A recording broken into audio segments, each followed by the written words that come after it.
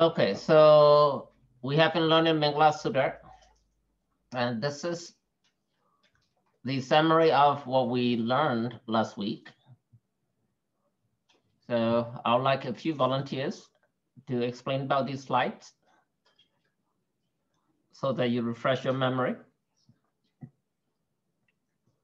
and ready for your Kahoot.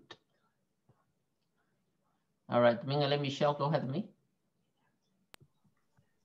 So the slide that says obligations you have to your parents, we watched the sci-fi show about it, about 3 ways you can look at it.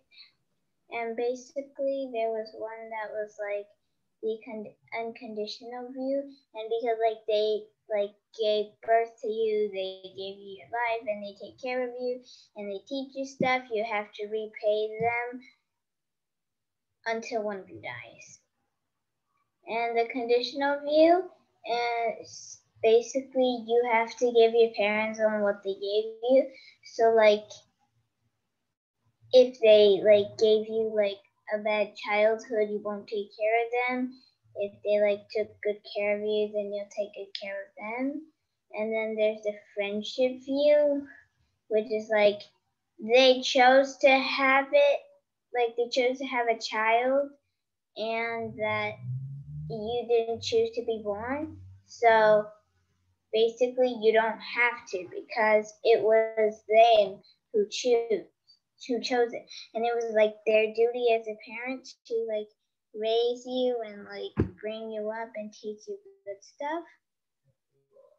And then they also talked about why some people think there should be this license, because we have license for all sorts of things. We have licenses to cook dangerous foods, and we have licenses to drive, but we don't have any licenses to give birth. And some people think that we should, because some people aren't ready for it. And you also told us that a lot of Americans, they choose the friendship view because that's how English defines it. So Wow, very good, Mingale. That actually is very complete about the whole 9 minutes long video, and you remember pretty much all the important things. Very good. So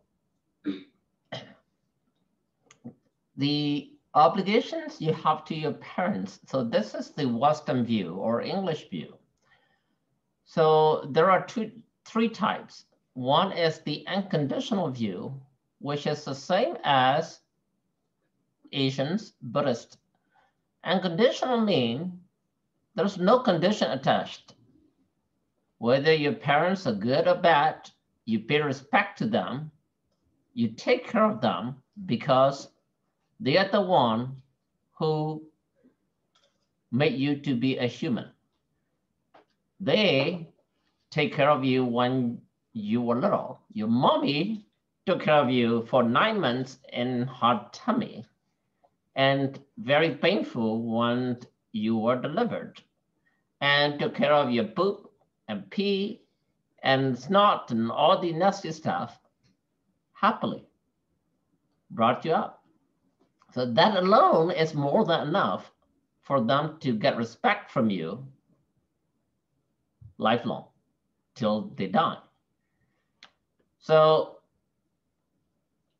a father or mother may be a bad person. They may be drunk. They may be bad guy. Doesn't matter what they are, who they are, you pay respect to them. That is the unconditional view or unconditional love that you give to your parents, because they give unconditional love to you. But the other is the conditional view, is like give and take. Okay, my mom take care of me for 5 years. I'll take care of them for 5 years. After that, I'm done. And I'll call them during Thanksgiving or maybe Christmas. That is a conditional view, kind of tit for tat. If they're good to me, I'll be good to them.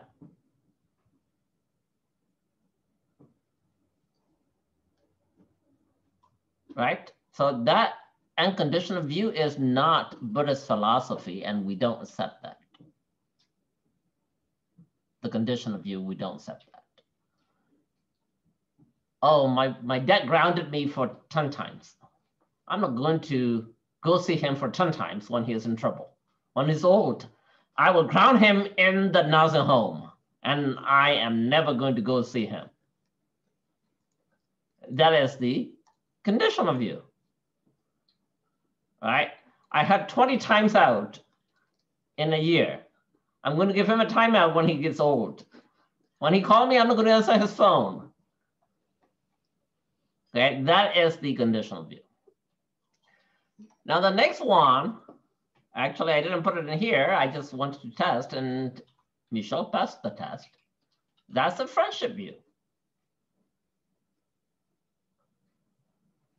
So you communicate with your father or mother as your friend, which is okay, which is not too bad, which is not as bad as this conditional view, but also there are limitations.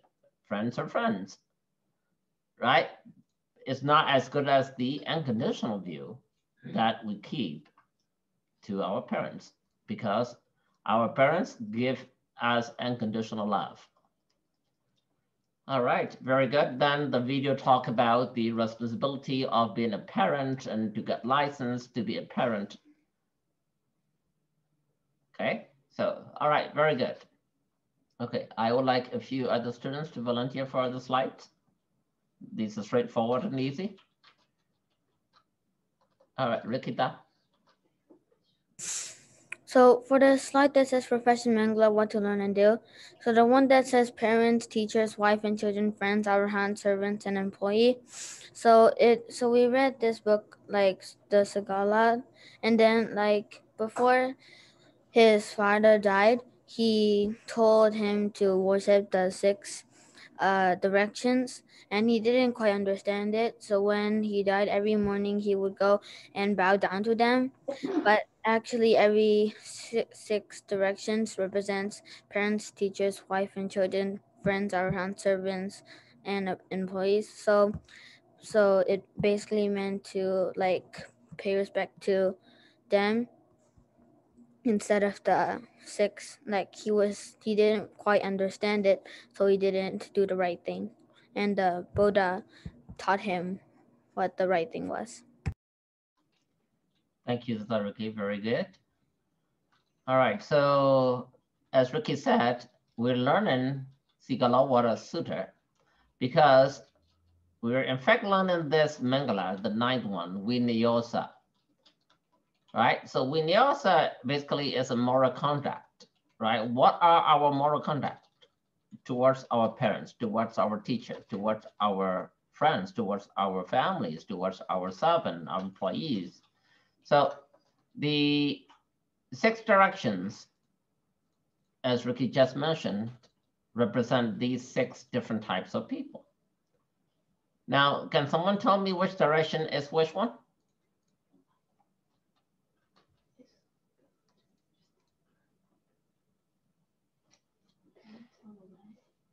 Sandra.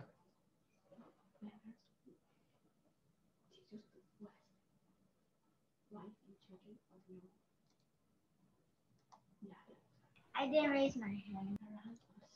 Okay, would you like to answer the question then?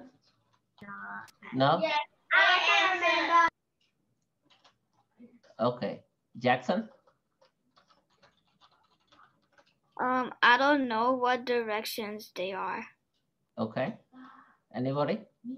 All right, William, go ahead. I know some. Okay, go ahead. Parents of the east. Good, parents of the east right here, okay. Teachers of the west. Teacher of the west, not really. So I put it in an order. So what order you think might be? East. It's a hint. You ever eat soggy waffles? South. South, right? North. No. Southwest, north. West. Oh wait, northwest, south, and upper direction, and south and the bottom direction. Thank you, Thomas. So east here will be parents, okay? Then you go to the clockwise direction. East, then go to South, which is your teacher. West, your wife and the children. Okay. North, your friends. Okay. Zenith or the top is arahant. The bottom or below, your servant or your employee. So these are the 6 directions that you bow down to, meaning you actually pay respect to those all 6, right? Buddha taught us how to deal with each and every category in here. All right. Kevin, go ahead. What was west again? The west. So the west is your wife and children. So if you want to go the opposite direction, east, west, right? South, north. So east will be your parents. Now west will be wife and children. Now the south will be teacher, north will be friends, and the top will be arahant, and the bottom down will be servant or employee. Right, Dr. Thomas? What about northwestern, northeastern, southeastern, and southwestern? Right, that will be 10 directions. So in this sutta, he didn't mention about those. So, because in the Metta Sutta, it actually has all 10 directions. You are very right. Very good job, Dad. You are very right. But remember, Buddha used a lot of example, a lot of, we call it parables, P-A-R-A-B-L-E-S. You guys know what parables are? Wait, what? P-A-R-A-B-L-E. No.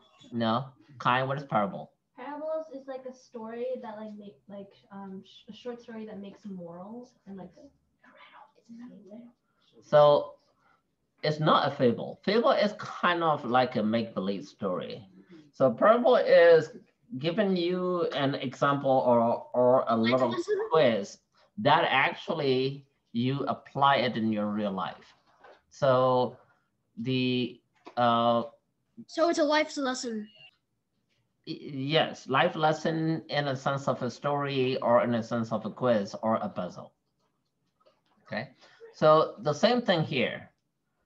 So his father told Sigala a little parable, but Sigala took it literally, right? So if a friend of yours tell you, go kill yourself, does it mean you really need to go kill yourself? Does he or she want you to kill yourself? No. No, right? So you can't really interpret words by words literally. There are times that there are occasions that you will do, but a lot of time, especially if you want to emphasize or you want to exaggerate or you want to put a little thinking process behind it, you can't really interpret word by word literally, right? So you're going to use your judgment, you're going to use your wit, your intellectual mind, and interpret it. So his father told him this, but he interpreted it literally, and he was bowing down to 6 directions every morning. He wore his hair, he wore his own clothes, and all clothes, and went out to the street and bowed down to all 6 directions. Till Buddha actually met him and explained to him, he didn't know, right? But because of him, though, we are actually learning this, and we know what these directions are, and we know how to treat these different types of people around us. All right, very good. Okay, so this I am not going to ask you to explain. Instead, why don't we recite it together so that those of you who haven't memorized or who forgot it will memorize it again. So let's do it together. Bahu Shishin Sha. Bahu Shishin Sha, Seipen Sha, Vinayo Sha, Susekito, Subhasita Sayawa Sha, Etamingla Gautamam. To have much learning, to be skilled in crafts, to be well trained in moral conduct, to have speech that is well spoken, this is the supreme auspiciousness. The count de Yahu de Miago, Jamin, Duga, Shiva, Zil, Ole, de Trawan Sayene, Ellen, Weibo, Tatele, Lule, Saya, de Miago, Tanza, Jana, Leje, Mankan, Yizi, Tropae, Soye, Lavare, Elama, All right. So now this, last week I told you that in 2 weeks. So you have 1 more week to memorize this. How many of you memorized this already in Burmese and in English? Anyone? All right, Jackson and Eric, good job. Jackson, could you read this form for us, please? English and Burmese. Yes. So the Burmese is Dream with my bed, sang yes, see man, where kind tai said, no man where yet, sound no mill no, wait not jump where da da da. And the English is having supported me, I shall support them. I shall do their duties. I shall keep the family tradition. I shall make myself worthy of my inheritance. I shall offer alms in honor of my departed ones. Very good, thank you. Anyone else would like to try? Just one more student. Tami, Tonyari, go ahead, Tami.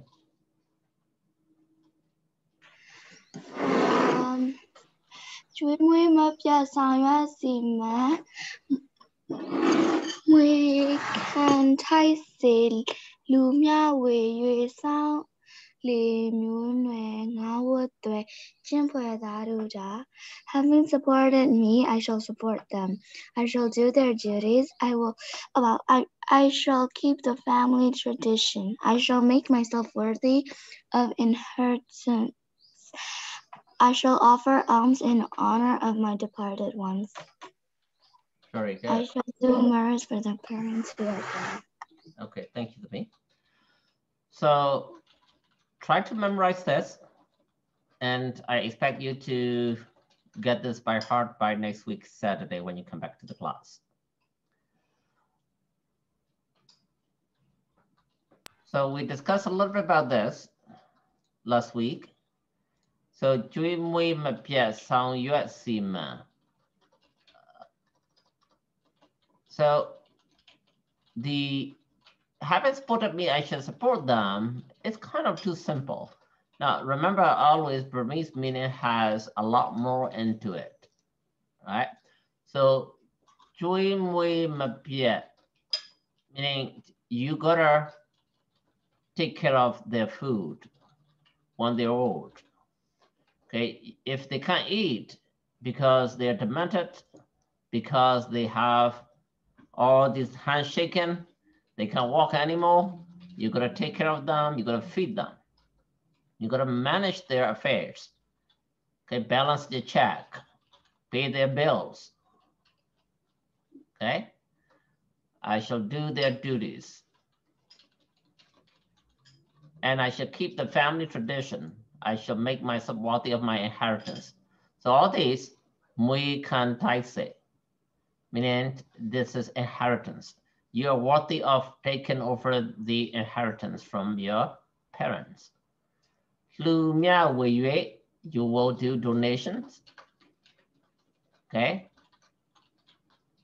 for them, whether they're alive or they're dead. Sang li miu nue wi nga tue, so you gotta guard your traditions. You gotta take care of your relative, your parents. This 5 responsibility or the 5 contacts. So those are the good noble conduct for the children towards their parents. Very good. Okay. Now these are 5 duties of parents. So can you read this for me, please, all of you? Guiding away from evil. Guiding away from evil, directing towards wholesome, training for professional skills, overseeing for a good marriage, giving good inheritance. Okay. So parents will guide you away from any evil. Not only that, they will guide away you from any evil, they will guide towards wholesomeness, the goodness. They will train you to have professional skills. It could be anything, by sending you to school or by asking you to do things at home, which you guys think that, oh, my mom is asking me to do chores, but those are the skills that you need for life.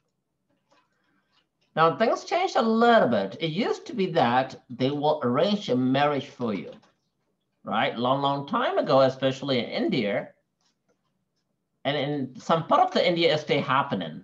Marriage is always arranged, okay? You cannot go marry someone that you love or you like. Your parents will make decision for you. Well, the reason why also is that a lot of kids are used to get married when they were really young.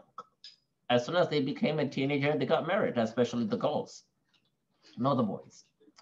So they barely turned like 12, 13, and they were put into arranged marriage. That's long time ago in India, and there are still very few in India. In Burma, it does not happen anymore at all. Nobody forces you to marry anyone. So now what they do is they oversee for you to get into a good marriage, right? If you fall in love with some horrible person, then definitely your mommy and daddy will not be happy. They will try to convince you not to. Then you better listen, right? Why is that?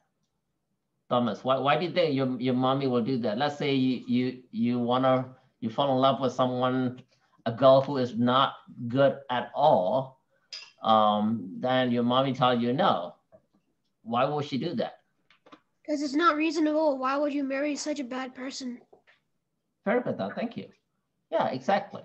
So a lot of time when we are young, okay, we tend to have big heart and a small brain. What does it mean by that? Michelle? Big heart basically just means like you're really nice and like caring, and small brain just means you're not smart. Very good, thank you. Michelle? It means like they don't think too much, and they're like, blinded by love, so exactly. They can't make good decisions anymore. Very good. You see, a lot of kids, a lot of teenagers, especially very first love, they'll go crazy. They will not use their brain. And I had a few friends, both of them are girls. They're very smart, book smart. They're very book smart, but there are a few boys who are very naughty, bad, a lot older than them, from where the girls live.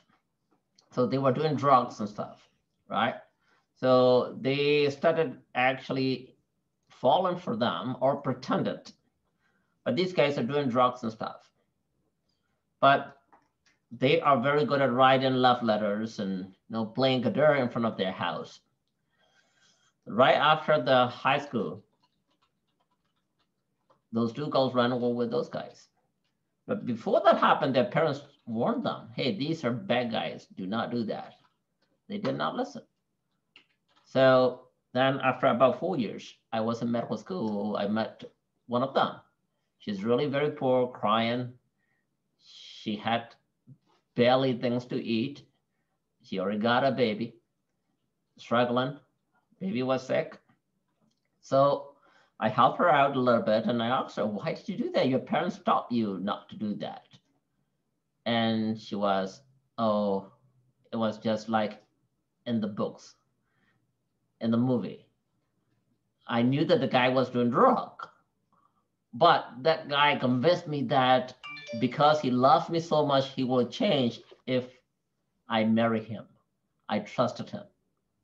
So I asked him, where is he now? Well, he continued to do drugs and now he's in prison. So basically she became single mother because her husband was in prison, baby was sick, her parents actually wouldn't accept her back into the house. She was almost homeless when I met her again. So those kind of things happen quite often because when you're a teenager, as I said, you tend to have a big heart and a small brain because you follow your heart. your first love, you're excited. He or she meant everything to you. Now your friends and your parents become nothing, right? He or she is your God, right? You bow down to that person, then you make stupid decision. So that's the reason why long time ago, parents used to arrange marriage, but it's not happening anymore in almost all of the world, except in certain areas. But India is an exception. India still has a lot of arranged marriage. In Burma, I don't think there is any, or maybe there may be one or two, the most, but pretty much non-existent. Basically, teenagers are not smart enough to make their own decisions. That's right, Doc. Especially concerned with the boyfriend and girlfriend and marriage and getting babies and those kind of things. You're right. And so because of that, they will help you. They will oversee your marriage. Okay. And then giving good inheritance. So it's duties of our Asian parents to give inheritance. So before we die, we want to see you go to a good college. We want to see you become a good professional, depending on what your choice is. You want to be a doctor, we want to see you as a successful doctor. You want to be a programmer, engineer, actor, actress, whatever you are interested in, we want you to be successful and we will support you. Not only that, we want to leave some asset, either it may be money, house, whatever. Maybe your parents might have a lot of goals for you. So they'll give it to you before they die. Some houses, cars, whatever it may be. So that is the good inheritance, right? So these are the duties of the parents. So because why do you need to know this is in your life, later you are going to be a parent too. A lot of you are going to get married.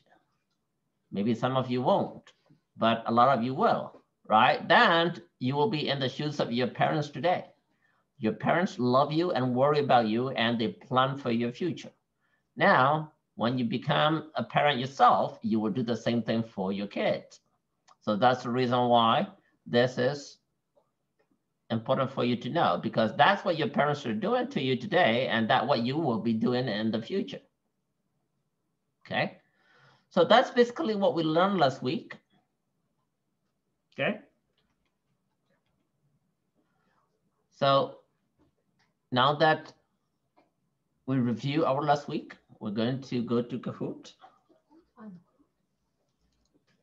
Okay, what about the Dhamma?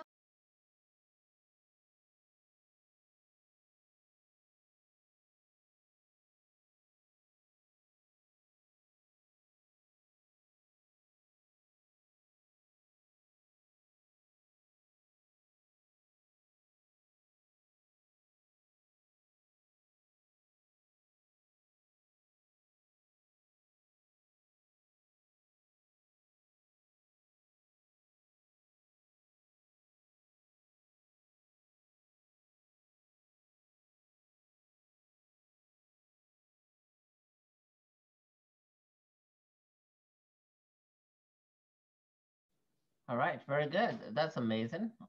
So yeah, so a good friend or call help a friend. So that we learned that last week and the week before. What does he do for you? He helps you when you are afraid. He guards you when you're off guard. He protects you. Not only protects you, he protects your property, he protects your family. So a lot of you got it right. Very good. Okay. Sophia, Tom, Eric, Kathleen, Kine, and Jackson. Welcome to the leaderboard. Good job. Okay, let's go for next one.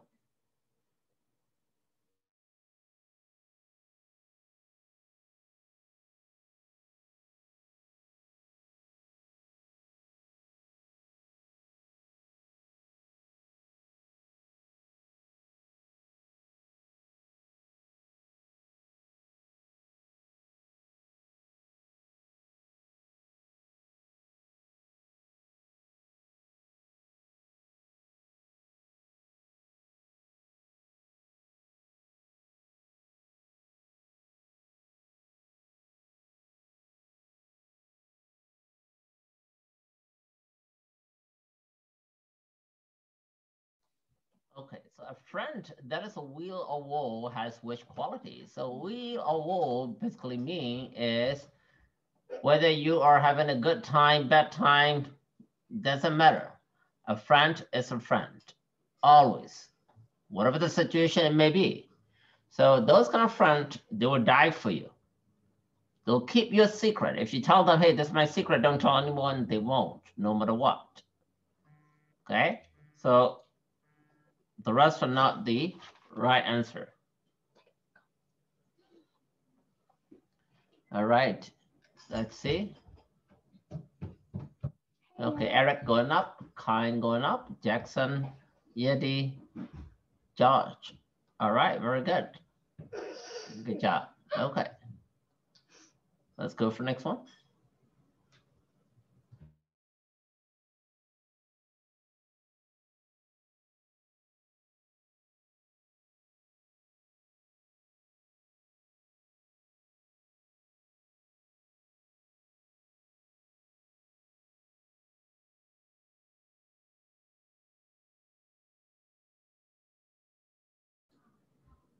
All right, so would a good friend restrain you from doing wrong things?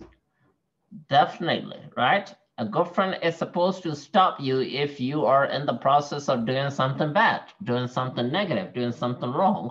A good friend will slap your hand, hey, don't do that.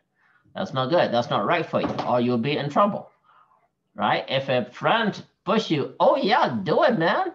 Let's have fun, then that's not a good friend. That's not a friend. So a good friend restrain you from doing wrong things. So the answer is correct. Okay. Ah, leaderboard is the same. Okay, let's go to the next one.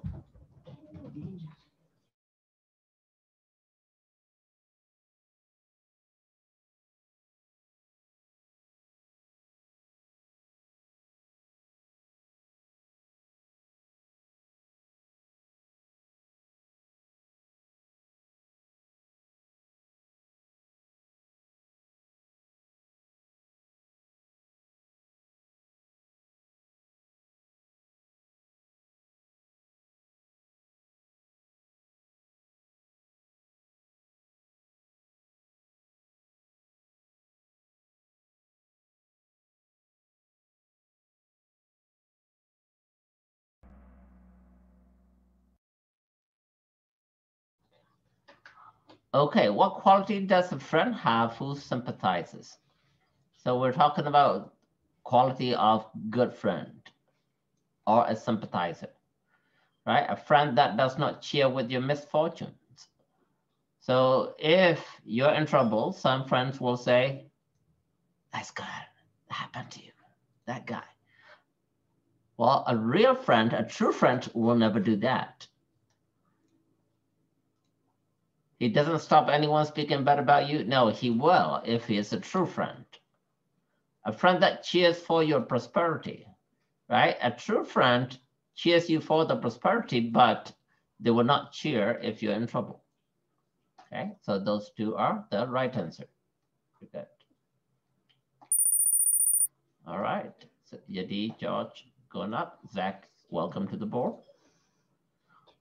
Let's get ready for next one.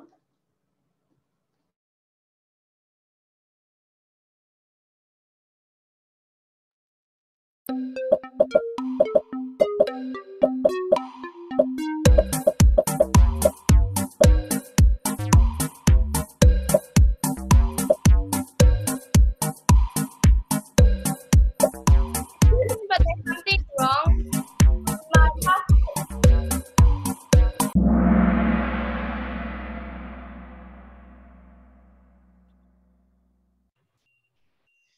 Excuse me, but my Kahoot doesn't show anything. I can't work anything now.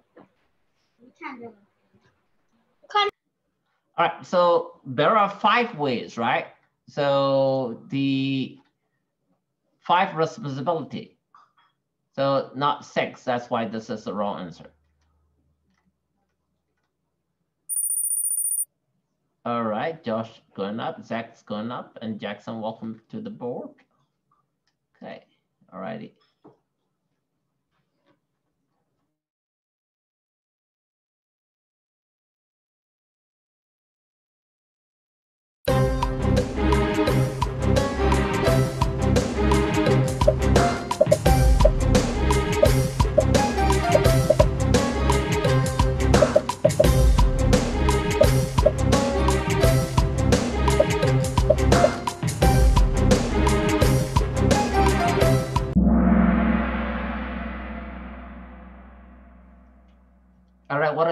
ways children can honor their parents. Getting a significant other or getting married? No, not getting married. That's not the way of honoring your parents.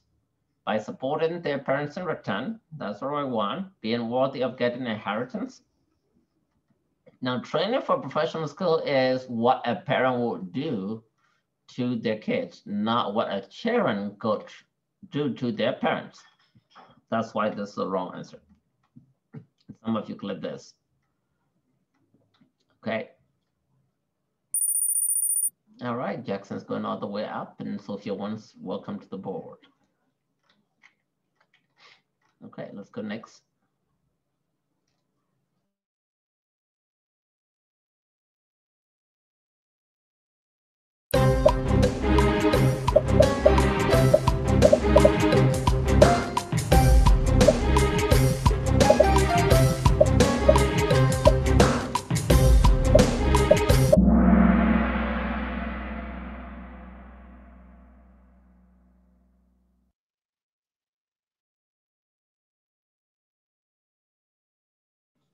All right, if you pay respect to your parents just the way they are, just the way they are me, because they are your parents, whether they're good or bad, or whether they give you food or not, doesn't matter, just the way they are.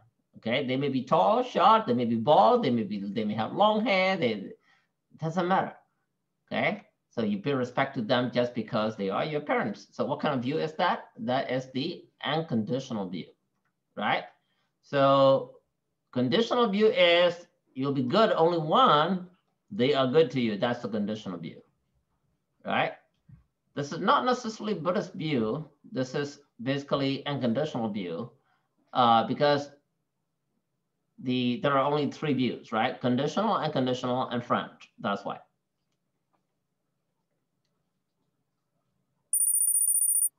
All right, Zach is going up and the rest are the same. Very good.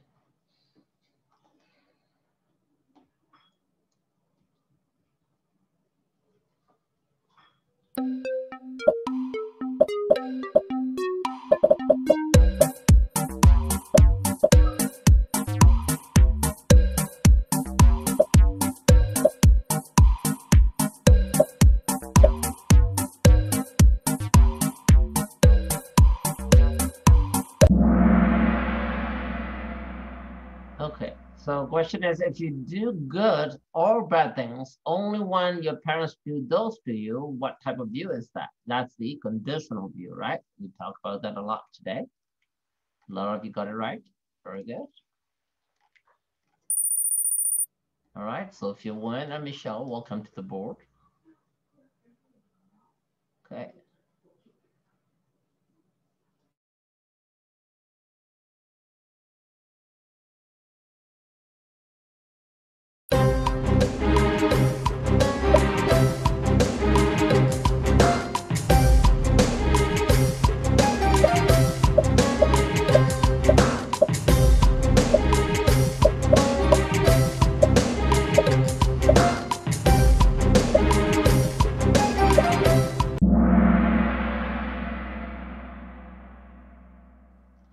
All right, so this is the last view, which is the friendship view. So you treat your parent as your friend. So this is actually not too bad, but not as good as the unconditional view. Because as a friend, you ask them help when you need help. Or you give them help only when they need help. You only meet them only when you want to. Like Christmas and Thanksgiving. And the rest, you don't call them, you don't go meet them. So that is basically the friendship view. And we don't recommend that. Okay. All right, Josh is going up and Kyle, welcome back to the board. Okay, very good. The last question.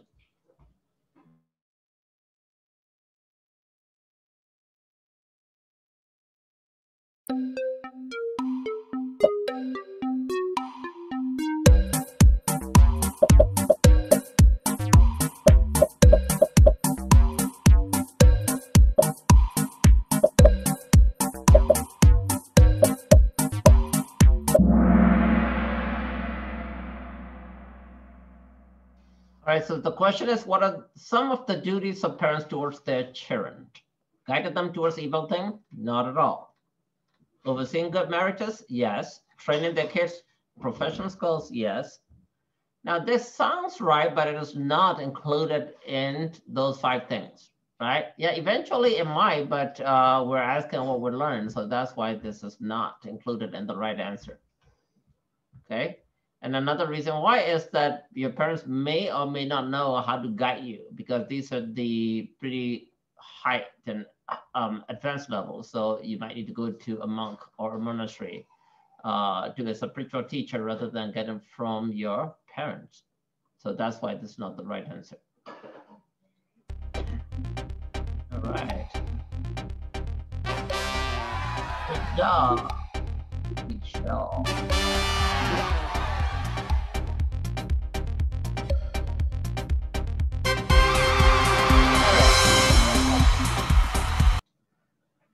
All right.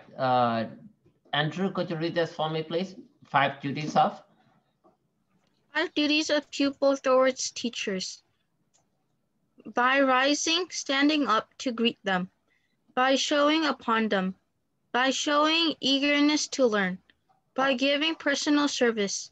By respectfully accepting their teaching, and mastering the skills they teach. Thank you, Dad. So which direction are the teachers? South. Dylan.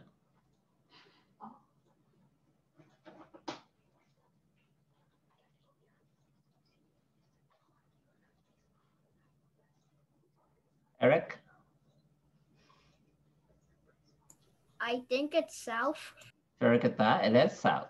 Right. So we have talked about the parents, which is the east. Then we have talked about the west, which is the children and the right now children, right? So children. We haven't talked about wife or husband or spouse. So we talk about parents, we talk about children. Now we are going to talk about the relationship between the students and the teachers, the pupils and the teachers. We have a very good habit of greeting to the teacher. And that habit actually came from this Sigalovada Sutta. Well, you don't do that anymore, especially in this country, you never do that. And I'm not really sure whether in Burma today, they do that or not. Maybe, Tontami, do you go to a regular government public school or you go to a private school? I go to private school. Okay. Now, in your private school, do you stand up, the whole class stand up when a teacher walk into the room? We used to at my old school, but I don't know with my new school. Your new school doesn't do that, huh? Okay, all right. Yes, Ted? Well, like at school, like naturally, like all of us just say like good morning, like we don't have to like stand up, but like naturally, like all of us just like like say, oh, good morning, or. I see. So in this country, you just say good morning or good afternoon, but you don't stand up. Good. William? So in our Spanish class, so the teacher's like, okay, guys, time to do this thing. So like, buenos dias, señora, and Hans, bro. It's like, they were like, she's like, y usted? They were like, muy bien. Okay, but do you have to stand up? No. No. All right. So, but in Burma, right, when we were young, so there is a class leader. So, yes, that's right. Whenever a teacher walk into the room, and the class leader is assigned every week. So we gotta take turns. So if I'm the class leader for this week, this whole week, I'm the leader. And everybody has to listen to my guide. Then next week will be my friend and it goes around. So whenever a teacher come into the room, okay, the leader say, alo matata, alo no set. Then we all say in together in unity. Mangala Sutta or Mangala Sutta. Now that voice itself actually wake you up. Okay. So if you don't do that, what happened is A lot of people, they may not even know that the teacher is already in the room, right? They may be drawing, they may be looking at, they may be reading books, they may be playing on the phone these days. But making this by rising or standing up to greet them, not only that you pay respect to your teacher, but also you change your mood. Hey, my teacher's here. My job is to learn from the teacher. Okay, I gotta step back from my daydreaming business. Now that's a very good habit. Not only that, you are required to stand up. So if you, for some of you who have been sitting on your chair since we started at 7 o'clock, then you've been sitting for over 1 hour, right? You feel a little tired, sleepy, right? Now let's everybody stand up. Come on. Everybody stand up. We've been only sitting for 55 minutes. Yeah, some of you already walk back and forth, but I see some of you are still sitting for the whole 1 hour. Jumping jack. Right? So if you stand up and if you stretch, you feel great. But in Burma, we don't really stretch. So what we do is when a teacher come in, the leader say, "Alo matata, alo no sadant," you put your hands like this, okay? Then say, Ming lava siyama or Ming lava siya. Okay, you wanna try that? Let's do it. Okay, let's imagine. Okay, everybody stand up, please. Who's the leader? We did exactly that at school. You do. All right, let me you wanna lead us? Now you're the leader. Go ahead. No, I do not want to lead. You don't want to lead. Why? I want you to be a leader. Who want to do that? I can try. All right, we want to try. Go ahead, try, William. Okay, everyone go back into sitting. Okay, all right. No, that. Okay, so you're gonna say, "Alo matata, alo no set, Ming lava siya," or Ming lava siya ma, right? So by doing so, you may say that. So by doing so, what it does is it actually wakes you up from your daydreaming or whatever you were doing, telling the whole class and telling your brain that, hey, the teacher's coming in, I need to pay attention. But here in this country, apparently a lot of people don't do. Look like up to high school, you do that. When you get to college, there's no such thing as good morning or good afternoon. The professor walk in, right? The students, they just continue to do whatever they want. Some students will pay attention. Some students will continue what they're doing. Some students are sleeping and they won't even wake up. The professors don't care, right? The professor doesn't care either. The professor will just come and talk and teach and they walk. They leave. But there are some professors who will say, "Good morning," and will wake you up a little bit, right? But some professors will not do that. Some professors will just start teaching.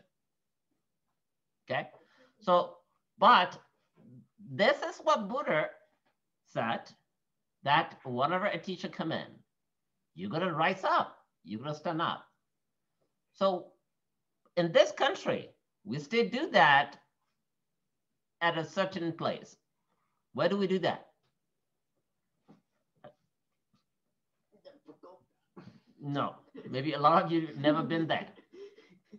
You still do that at the court. When the judge walk in, everybody has to rise up.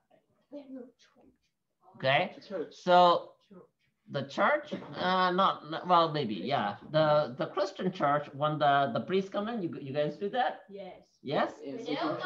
No, that's because you are at a Christian school. Yeah, exactly. Right. So the regular church, you don't have to do that. So, but when you go to court for any reason, if you want to be a counsel, if you want to be a witness at church, then whenever a judge come in, you're gonna stand up and do it. So, but in Asian country, Buddhist country, Burma, whenever a teacher come in, you're gonna stand up and you're gonna greet the teacher in unity, okay? If you don't, in fact, I had a teacher in my 9th and 10th grade. Not only she asks us to stand up, she asks us to stand up on the bench. So in Burma, we have like long bench, and there are like 4 or 5 students in one long bench. Now, once you come, you gotta stand up. If she gets on the stage and if a student is not on the bench, she will actually whip her with a cane and to the butt. Actually, you gotta go up to the front of the house, no, front of the class, not the house, front of the class. She will make you pull down the pants, or in Burma it's longji, and she will whip. And she was my physics teacher. Now, physics was challenging for a lot of students at that time, in our time. And there are a lot of definitions and theories that we have to memorize. And she will ask us to memorize and recite right after we say Mangala Sutta, and we gotta recite each and every theory and all these formulas. Guess what? Because she did that, 87% of her students actually got distinction in physics, meaning distinction in A+. So, now, of course, at the time we were scared of her because a lot of boys and girls are really scared or they're ashamed because, I mean, if you're 9th grade, 10th grade, you're a teenager. You don't really want to go in front of the class and pull down your pants and your teacher whip you, right? So what happened is that after just one time, you will never ever do that again, right? The moment that she is walking, even before she comes in, everybody's already on the bench, right? Because we're so scared. And the moment that she come in, we say Mangala Sutta, and we started reciting all these theories and formulas. So, but that great habit actually helped us, right? So 87% of the students got an A+. So that's a good habit. And try to do that, especially if there are a bunch of you.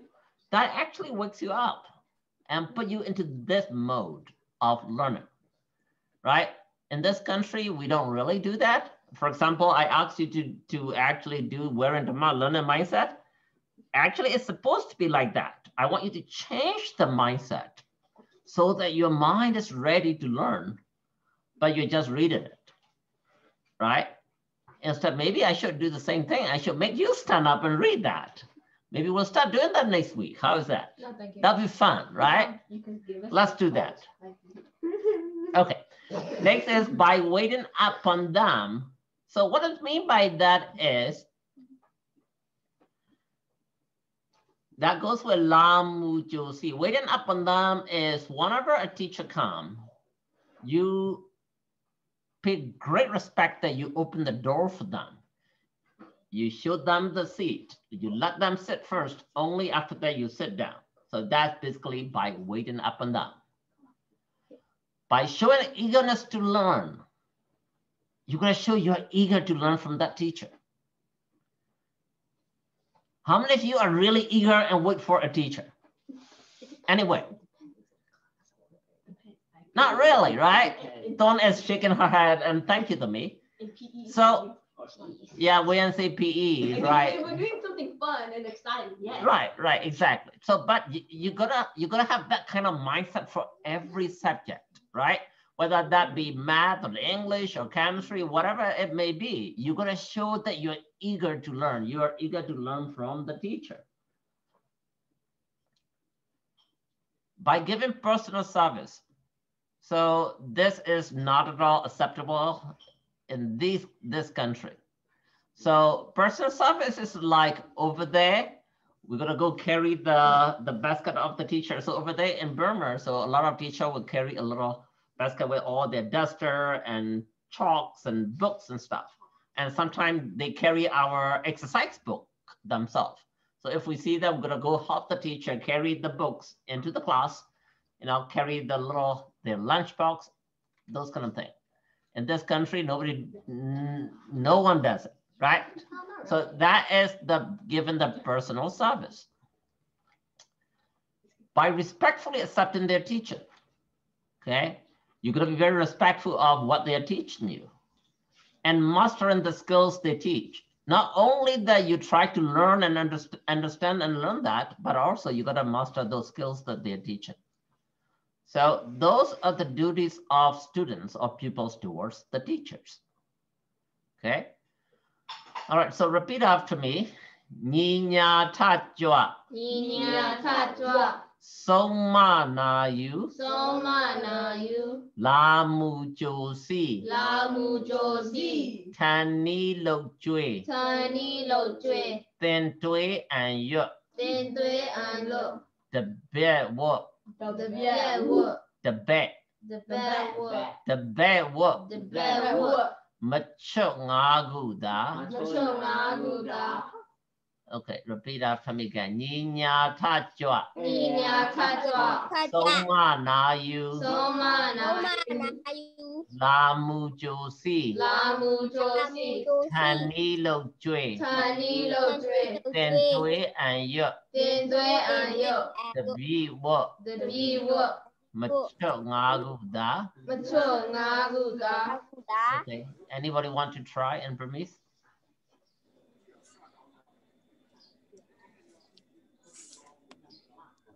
A lot of you go to Burmese class, so try to read it. I know it's not too easy, but I'm sure you can do it. Miranda. Oh, okay. Ninya tajwa somana yu.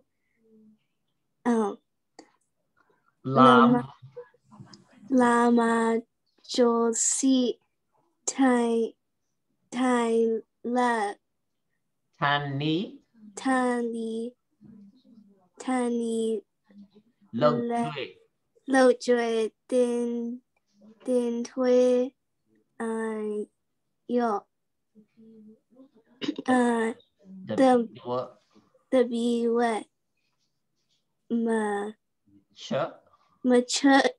machonga kuda. Thank you, Domingali. Ricky, you wanna try? Okay. Ni nya ta chui so mana yu la mu jo si dan lo no Tani lo jue. tani lo jue den dui a yue da mi we ma jue ba Ngaguda. naguda. Thank you, Da. So that Pongkandu, you wanna try? No? Okay. Tamito? Ninya tajwa soma na yu lamu josi tani lo jue tin dui and yu de be wo machonga guta. Thank you, Domingali. You know it by heart? Not exactly. Not exactly. Okay, yeah, that's okay to me. That's okay. All right. So these are the things that we had to learn by heart when we were little, right? You got to know all these duties of parents and students and children and everything. So because this is our morality, our guide to how to live in our life, right? But now that schools are not teaching these, now you have to come to the monastery or the temple to learn these. But these are the basic stuff for everybody. You don't have to be a Buddhist to follow these, right? You can be a Christian, you can be atheist, you can be Muslims, you still do the same thing. So these are the duties of pupils towards the teachers, okay? So let's read, let me see, we will read the actual book. Let's go back to the book. This is the responsibility or duties of the students or pupils towards their teacher. Okay, all right, let's see. Tami, Sandra, could you read that for us, please? In 5 ways.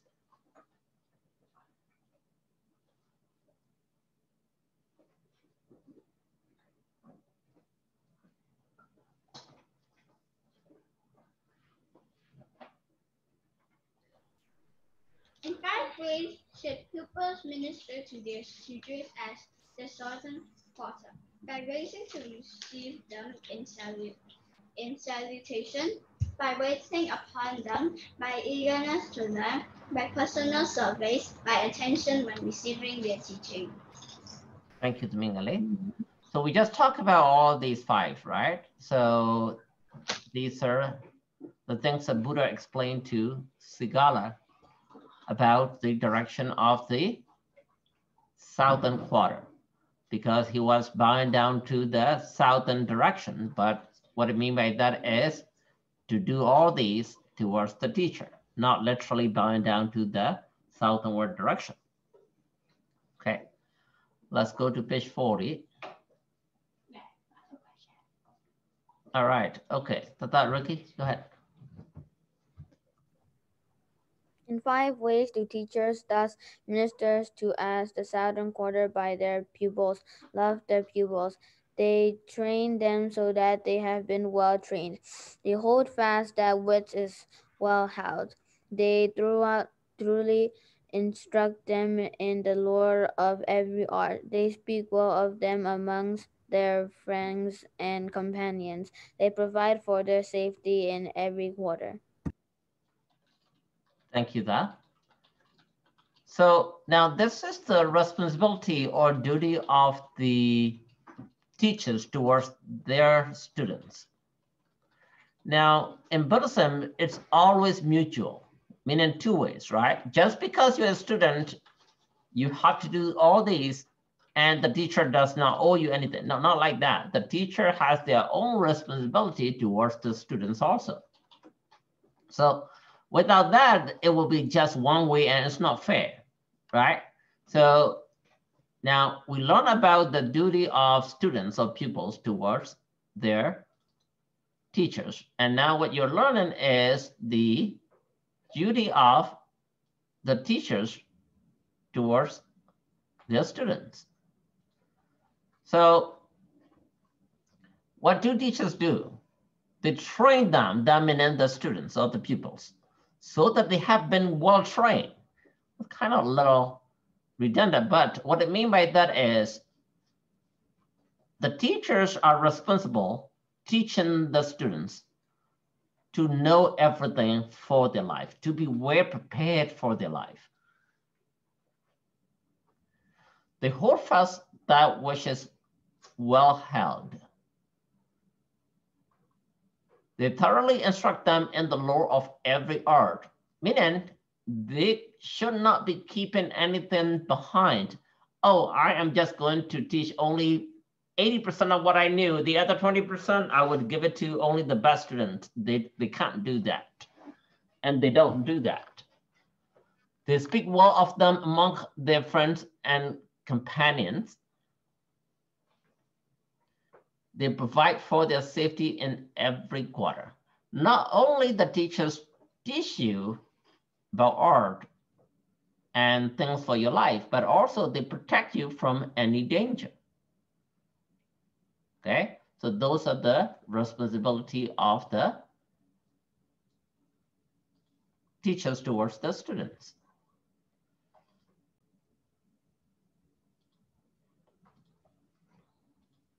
Okay, so repeat after me. Saya Jinwe Ngaba. Saya Jinwe Ngaba. Atalete. Atalete. Pebian Soma. Pebian Soma. Teipa Machan. Teipa Machan. Bayan Sika. Bayan Sika.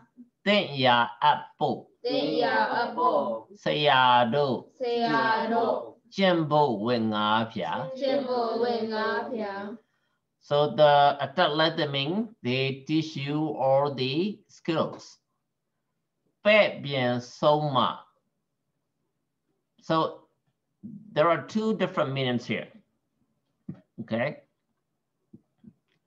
Pe bien could be if something is not good in you, they will correct it, they will fix it. Okay. Now the other meaning of the pe is a rudder or a guide of a boat. They guide you where to go. They guide you where to go in the water channels of the boat. they actually guide you where to go in life. So there are two different meanings there. Teipa machan, meaning they will not keep anything in behind for sharing their knowledge. Bayan sika, meaning to guard you from any danger. Okay. Tenya apo. Tenya means anything appropriate for you, for your life. Okay. They will take you over there to that appropriate area. Okay. So these are the 5 duties or responsibility of teachers towards the students. Tell you have a question? Oh, I do. Yeah. So my question is that, you know, like when the dad's last words before he died, why didn't the dad say worship like the parents, teachers, and the stuff specifically? So ambiguous. Right. So that's a very good question. So why is the father? Why didn't the father tell him just straight, hey, do this and do that? What do you think? What do you think the reason behind it? Anybody want to try? Why didn't the father tell his son straight and simple, hey, my son, do this every morning? Instead, why did he say this? Yes, Da? I have 2 reasons. One reason, he is about to die and he maybe cannot remember things that much before he dies, trying to like tell the best thing as quickly as he can. Second thing, he wants for him to figure it out and to follow Buddhism. Very good, very good, good job. Well, not necessarily follow Buddhism. So the father is a very smart guy. Now the problem with, and he knew about kids too. Let me be honest with you. If your parents tell you do this, how many of you really do it? Or a lot of you say, my father asking me to do this again. Raise your hand if you do. As soon as your mom or dad tell you do this, you do it 100% like this. Raise your hand. Eric is a very good son. Sarah is a very good daughter. Jackson is a very good son. And I trust them too. So to be very honest, and Ponka is also raising hand, good job. So a lot of time though, there is a dynamic between the kids and the parents. And it's what we call generation gap. You all know that, right? So if the father tells a daughter or son, do this, right away, the mindset in the kids is, oh, again? The same old song. Why do I have to make my bed? Because tonight I'm going to mess it up again. Right? Oh. The same thing again and again, telling me to do this exercise and this homework and that. Why? Right?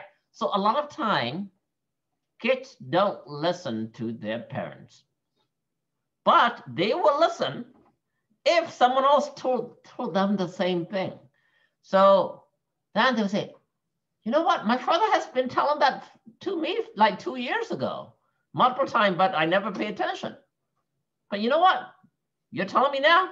I think it's a great idea. Let me do it. So look like the father knew that. The father knew about the generation gap, just like you and I. I was the same way, right? My father used to tell me things. I never paid attention, or I paid some attention, but didn't really do much. But later, I read books, or in fact, some of those stuff that my father taught me, I actually had to pay a lot of money to go to my business school. So, I knew this all along. My father has been telling me since I was young. Why am I paying a lot of money to come to this university just to learn this? Well, the difference is because I did not value too much of what my father told me because of that generation gap mindset, which is bad, right? But look like his father knew about it. So instead of telling, hey, son, you're going to take care of your wife, your kids, your parents, your teachers, the son will think that, what the big deal, my father told me all the time, right? If I tell you right now, hey, Dylan, you're going to love your mom. You're going to pay respect to your dad. So what is in that Dylan mindset? Yeah, I already knew. Why am I sitting here? Right? Instead, we're learning through this Sigalovada Sutta, right? Then, oh my goodness, it is that important. It's not coming from him, it is coming from Buddha. Well, it's not actually coming from Buddha. It is actually coming from a father who actually was dying and told his son this little puzzle, and he was literally doing it, right? So on the other hand, kids are interested if they are to do something weird, right? If parents ask them to do something traditional routine, they are kind of like shy. Why do I have to do that? Oh, you want to go to the temple? You want to pray? Right? So, but instead, hey, why do you go do something weird and kind of stupid, and a lot of kids will happily do it. That's the mindset of the kids. So I think the father knew it. The father told him that every morning just go out in the community, wet your hair, wet your clothes, and bound down to 6 directions. Guess what? A lot of people pay attention. A lot of people actually ask him questions all the time. Hey, kid, what are you doing? My father told me to do this and it will bring me luck. Maybe even a lot of people follow him. Right? But if you just go out there and tell everybody, hey, you got to pay respect to your parent, to your teacher, to your wife, and your kids, everybody will say, yeah, I know it. Yeah, what's the big deal? Right, Dylan? Yeah, right? So instead, his father was very smart, right? My son, wake up every morning, wet your hair, wet your clothes, go to the center of the town, bound down to all 6 different directions. So he was getting attention, right? Everybody look at him because it's the center of the town. A lot of people are going around, right? And look at this weird kid, all wet, early in the morning, bowing down to 7 direction, and they think that he must be a very smart kid, right?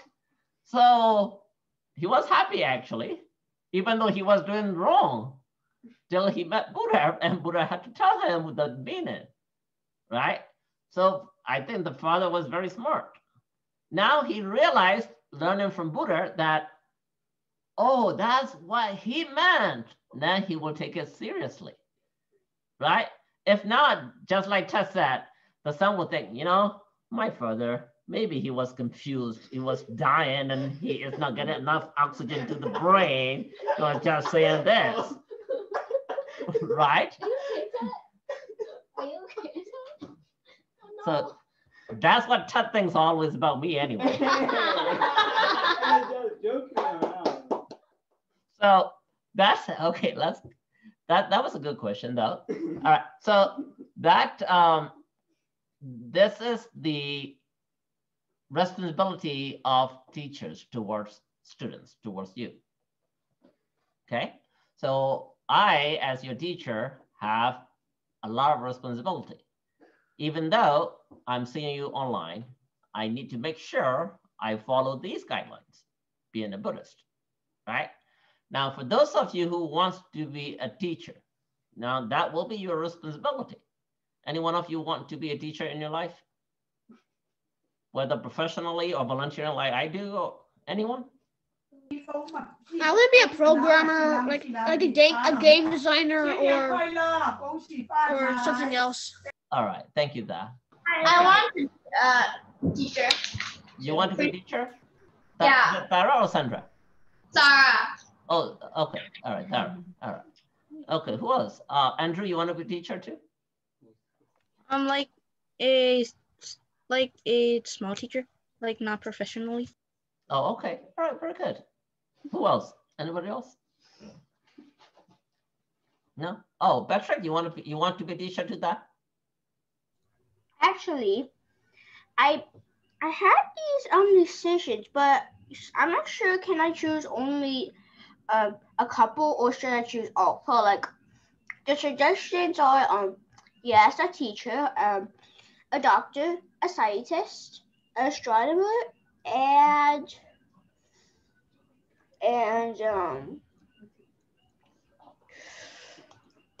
yeah, you can be multiple, Bob, but what you will have to do is, let's say if you want to be a doctor, you can be a scientist and a doctor, but you want to be an astronomer, it will be a little difficult, but you can still do that after you become a doctor, but it will take time.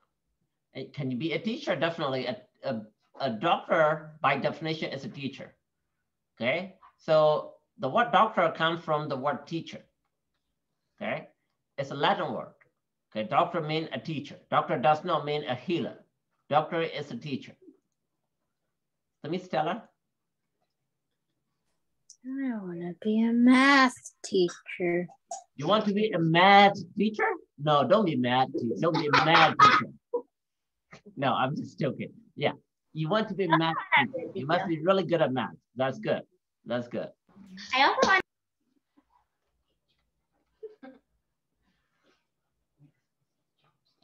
All right. Okay.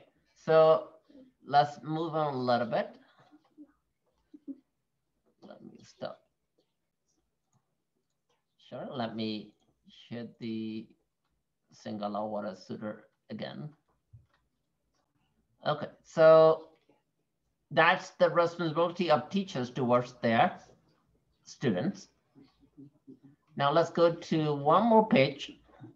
Okay. All right. Let me, Sarah, do you want to read this for me, please? Please. In the 5 ways should as Western culture be ministered to by her husband: by respect, by curiosity, by faithfulness, by handing over authority, by providing her with ornaments. Thank you. Okay, this is the responsibility of a wife. I'm sorry, a wife as Western quarter be ministered to by her husband. So a husband has this duty towards his wife, okay, by respect. Your father has to pay respect to your mommy. Do you guys notice that or no? I noticed that. No? I do. It's the opposite, huh? The Dylan is shaking head. Probably Dylan's going to be hit by his father very soon. What did you say? Bang! Right? So according to Buddha, according to Sigalovada Sutta, the husband or your daddy, your father has to pay respect to your mommy, his wife. Courtesy, right? Faithfulness.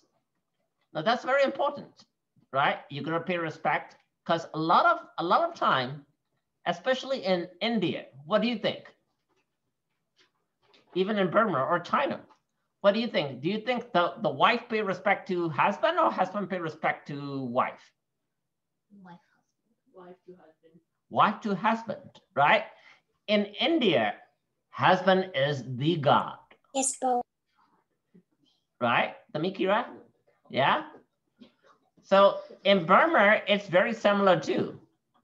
Husband usually is the breadwinner. Now, not these days, especially in this country, it does not happen because a lot of family, both mom and the dad works. The husband and wife, they both carry jobs.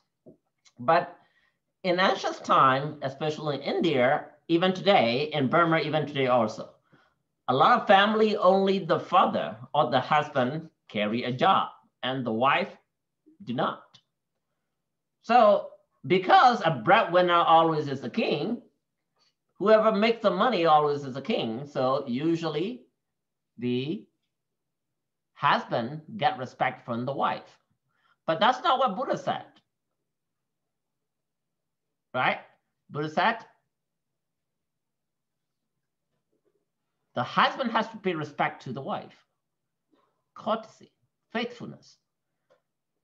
Now, the husband, even though he is a breadwinner, he makes money, he cannot go out and sleep with someone else. He cannot hang out with someone else.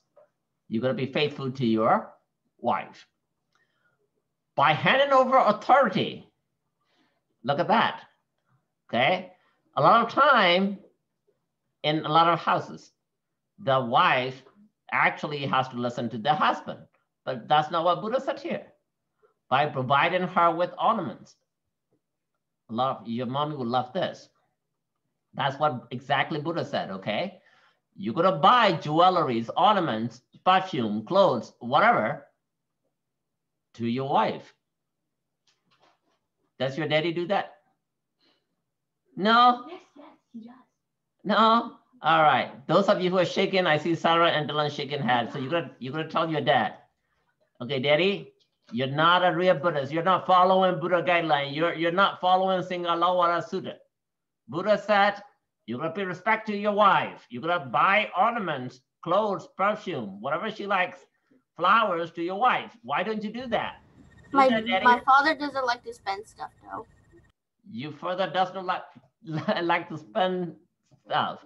But that's for your mom though. That's what you should do. That's what he should do. That's the only way that the wife will be happy. Your mommy will be happy. Because if your father doesn't do that, your mommy will not be happy. But she can't really yell back at the husband. Guess what will happen? She will yell at who?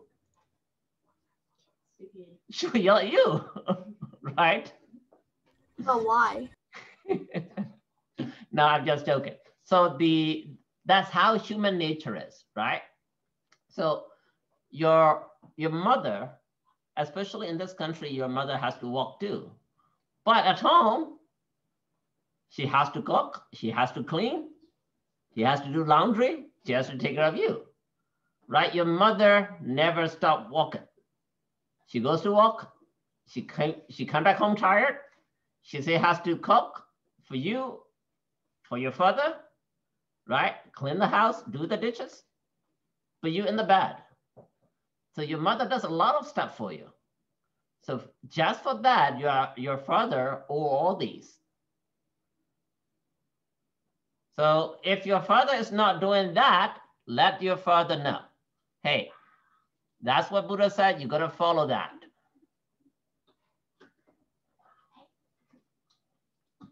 Okay, because I wanna read in Burmese before we end.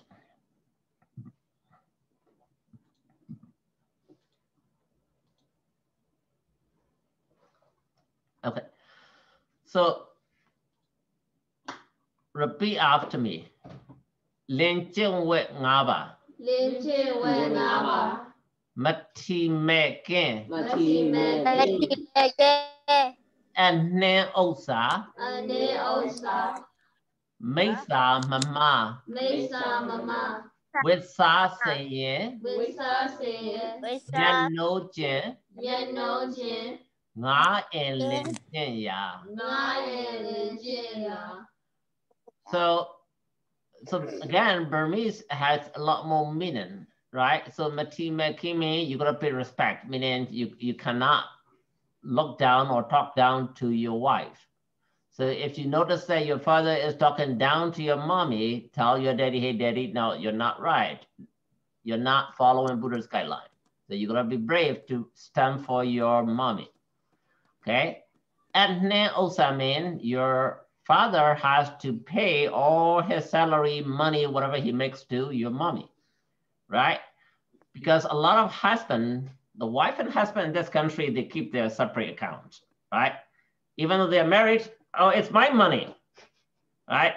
No, we're going to pay half and half, right? The mortgage, the water bill, the heat bill, everything comes half and half, right? That's not what Buddha said. We as Buddhists, okay, my money is my wife's money. My wife's money is my money, right? So that's what they mean by that. Adnan Osa. Mesa Mama is no adultery. You can't hang out with other girls. With Sa Senyen, meaning you're gonna buy clothes, you're gonna buy all the ornaments, diamonds, gold, whatever they want, flowers. Nyat no jen nga and len jen ya. Right? Okay, so we're going to stop here tonight.